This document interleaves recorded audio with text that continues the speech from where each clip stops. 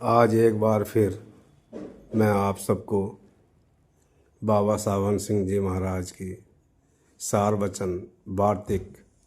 से कुछ बातें आपके सामने रख रहा हूँ जो बहुत ही विचारणीय हैं।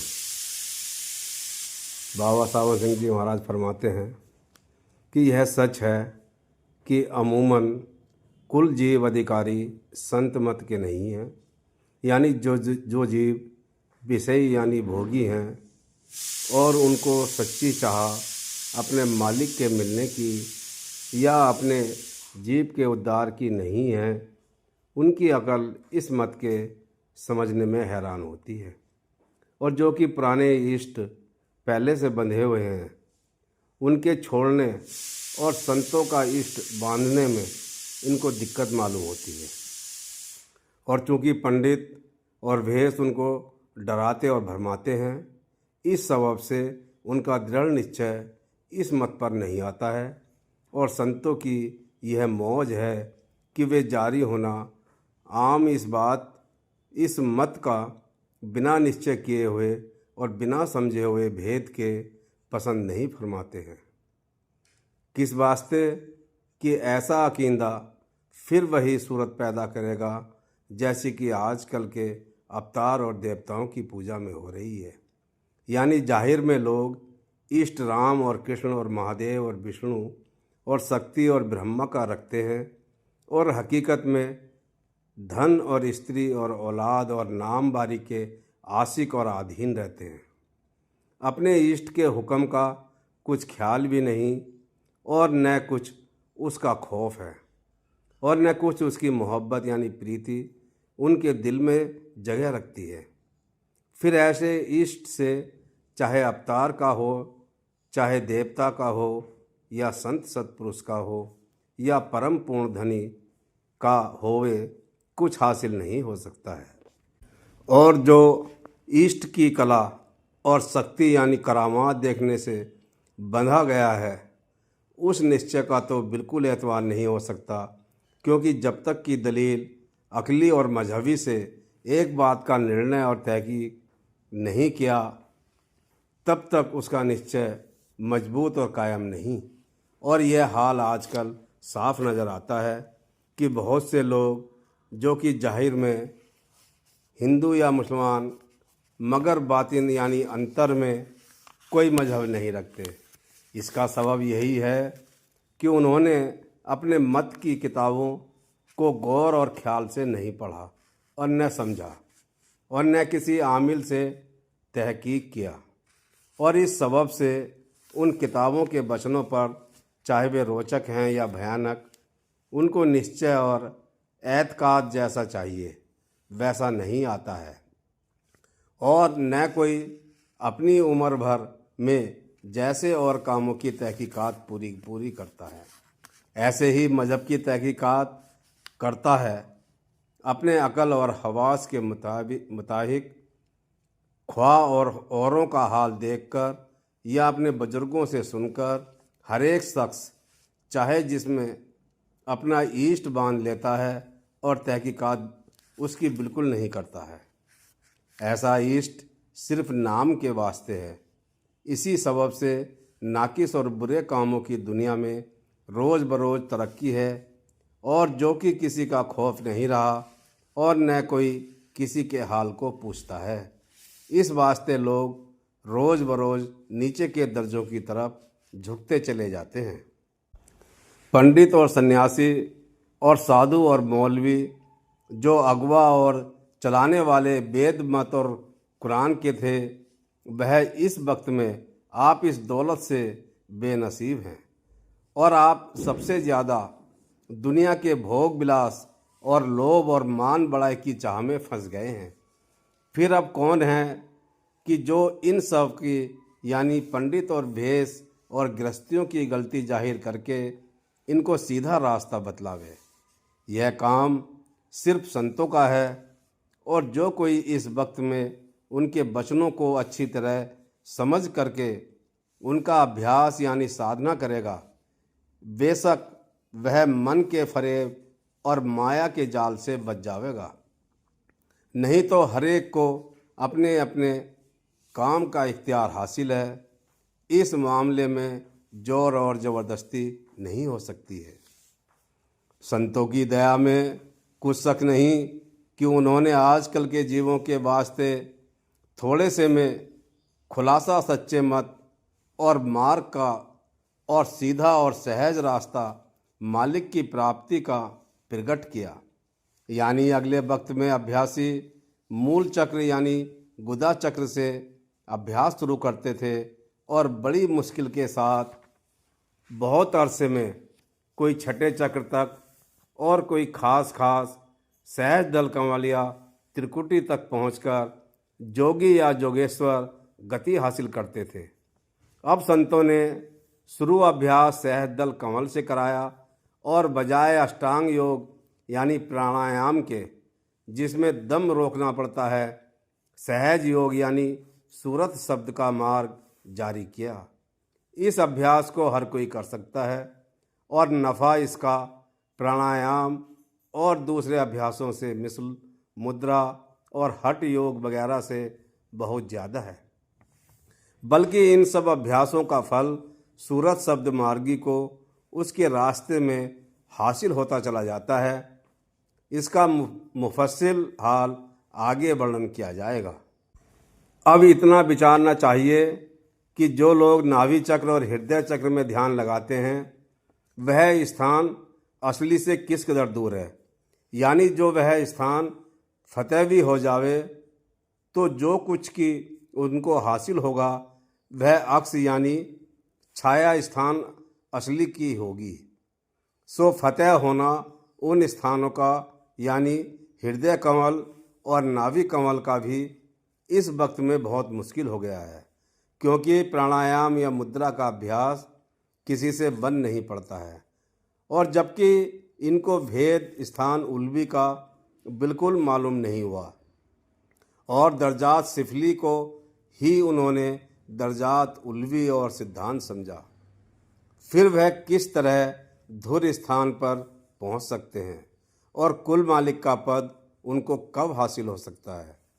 इसी वास्ते संत जो कि सबसे ऊंचे और महानिर्मल और पाक स्थान सतनाम और राधा स्वामी पर पहुँचे, फरमाते हैं कि दुनिया के लोग सब भूल और भ्रम में पड़े हैं। मालिक उनका कहीं है और वह कहीं तलाश करते हैं। सो यह तो हाल उन लोगों का है जो कि थोड़ी बहुत अंतर्मुख पूजा और सेवा और ध्यान करते हैं या सठ चक्र के बींदने में लगे हैं, और जो बाहरमुखी हैं यानी तीर्थ और व्रत और मूर्ति पूजा में अटके हैं, वे तो किसी गिनती में ही नहीं हैं। यानी बिल्कुल गफलत और अंधेरे में पड़े हैं, और जो उसी काम में लगे रहेंगे और खोज असल मालिक का नहीं करेंगे तो सच में मालिक का पता और दर्शन हरगिज नहीं पावेंगे। सठ चक्र यानी गुदा चक्र से सहज दल कमल के नीचे तक 6 चक्र गिनती में हैं। बड़े अफसोस की बात है कि जो मालिक और कर्ता ऐसा बड़ा और मेहरबान और दयाल है कि जिसने सब रचना पैदा की और मनुष्य को उत्तम देही दी और तरह तरह और किस्म किस्म की चीज़ें और सूरतें पैदा की, उसको लोग पत्थर या धातु की मूर्त में या पानी जैसे गंगा जमुना नर्मदा में या दरख्त जैसे तुलसी या पीपल में या जानवरों में जैसे गाय और नाग में थाप कर पूजते हैं और ढूंढते हैं। इन सब से तो प्रत्यक्ष सूरज और चांद और इंसान खुद आप ही बड़ा है। तो मालिक की पैदा की हुई चीज़ों को खुदा और मालिक समझकर पूजना और असल मालिक की खोज न करना, बल्कि अपने हाथ से बनाई हुई चीज़ों को आप ही पूजना, किस कदर गफलत और नादानी और बेपरवाही जाहिर करना है कि उत्तम नरदेही पाकर उसको मुफ्त बर्बाद करके अधम गति को पाना और 84 की नीच जोनी और नरकों में जाना। इससे बड़ा गुनाह और पाप जीव की निस्बत और क्या होगा। अगर सच्चे मालिक की खबर होती तो उनका कुछ खौफ और इश्क दिल में पैदा होता, और उन चीज़ों में कि जो बनाई हुई आदमी के हाथ की है, कैसे डर या प्रीति पैदा हो सकती है। जो सद्गुरु पूरे हैं, यानी सच्चे मालिक से मिले हुए हैं, या सच्चे साध और फकीर हैं, जो वे मिल जावें और उनकी दया हो जावे, यानी उनकी दृष्टि मेहर की इस जीव पर पड़े, तो इस जीव का काम सहज में बनना शुरू हो जावे। मगर एक दिक्कत इसमें भी है कि यह जीव उसको मिसल खुद मतलबियों के ठग और लोभी और दगाबाज समझता है, और इस सबब से उनकी शरण कबूल नहीं करता है। और जो शख्स की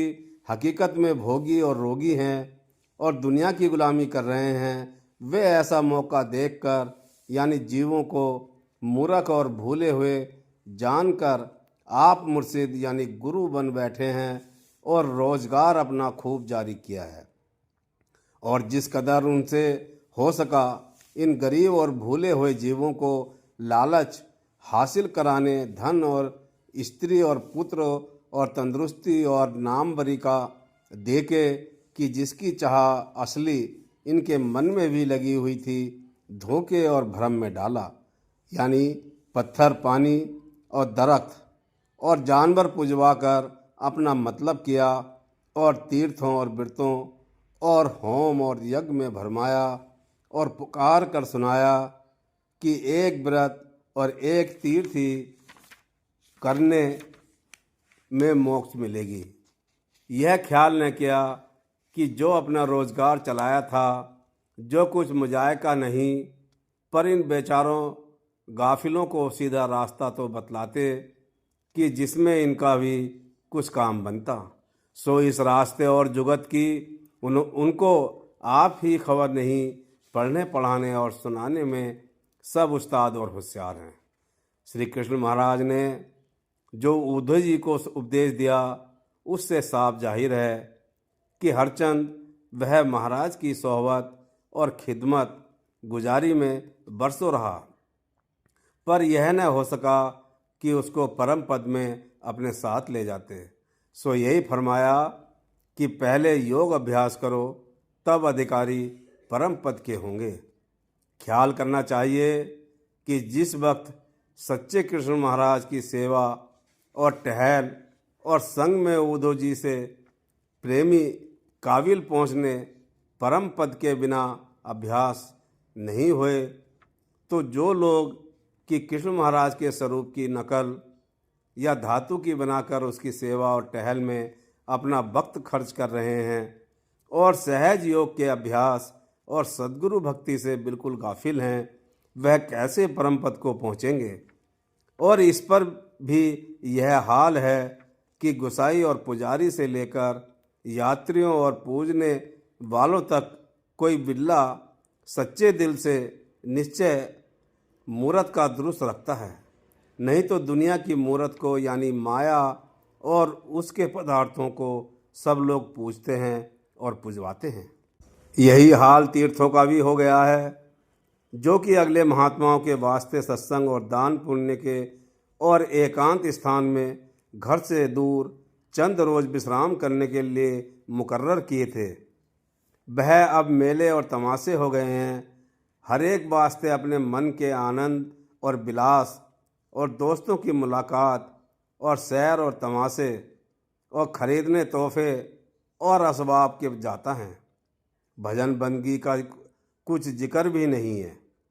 अब ऐसे लोगों को यह समझाया जाता है कि जरा गौर करके देखो और अकल से विचारो कि ऐसी सूरत में तीर्थ कब मुक्ति के दाता हो सकते हैं। व्रत का भी थोड़ा बहुत यही हाल है कि बतौर त्यौहार हो गए। अगले महात्माओं ने तो वास्ते इंद्रियां और मन के दमन करने और जागरण और पूजन के और सत्संग करने के मुकर्रर किया था। अब यह दिन वास्ते खेलने, सोने, रात और दिन खाने, अच्छे अच्छे किस्म किस्म के मेवे और सिरीनी वगैरह के हो गए हैं। जबकि मूर्त पूजा में, जो कि वास्ते मजबूत करने, ध्यान और एकाग्र करने चित्त के अंतर में मुकर्रर हुई थी। यह खराबी हुई कि सिर्फ नाम मात्र के वास्ते आना जाना मंदिर का और सिर्फ हार फूल और जल चढ़ाना मूर्त पर रह गया है और पुजारियों ने उसको अपना रोजगार समझकर मंदिर में खेल और कूद और नाच व रंग और तमाशे और आराइश जारी किए और सत्संग जो कि मुख्य था उसका कुछ भी ख्याल नहीं किया और वास्ते खुशी और खातिर पूजा करने वालों को नए नए तमाशे और आराइश मंदिरों में कराने लगे और तीर्थ व्रत वगैरह में कारखाना बिल्कुल उल्टा हो गया। यहाँ तक कि जो आजकल कोई तीर्थ को न जावे और अपने घर पर भी नाम मालिक का न लेवे तो वह बहुत पापों और कुकर्मों से बच रहता है और उनसे अच्छा है जो कि तीर्थ करते हैं और तीर्थ के स्थान पर अच्छे अच्छे पदार्थ ताकत के खाकर तमाशे देखते हैं और बेफायदे कामों में वक्त को खराब करते हैं और बड़ा अहंकार अपने दिल में तीर्थ करने का रखते हैं। इस वास्ते यह हालत आजकल के समय और मनुष्यों को देखकर संतों को अति कर दया आई। हरचंद की लोगों को सच्चा परमार्थी और खोजी बहुत कम देखा, फिर भी अपनी दया और मेहर से वचन और वाणी के वसीले से सबको उपदेश परम पद का किया और जिसने उनके वक्त में उनके वचन को चित्त से सुना और समझा और उस पर निश्चय किया, अभ्यास में लग गया, उसको परम पद में पहुंचाया और बाकी सब लोगों के वास्ते वाणी कथ कर रख गए कि जो कोई उसको पढ़कर समझेंगे वह भी कद्र संतों की जानकर वास्ते प्राप्ति असल मालिक के खोज संत सद्गुरु पूरे का करेंगे और कर्म और भरम यानी पूजा मूर्त और पानी और जानवर और दरख्त और देवताओं और अवतारों से हटकर एक सच्चे मालिक के चरणों में जो कि सबका करतार और सबसे परे है दृढ़ प्रीति और प्रतीत करके उसके चरणों का दर्शन हासिल करेंगे।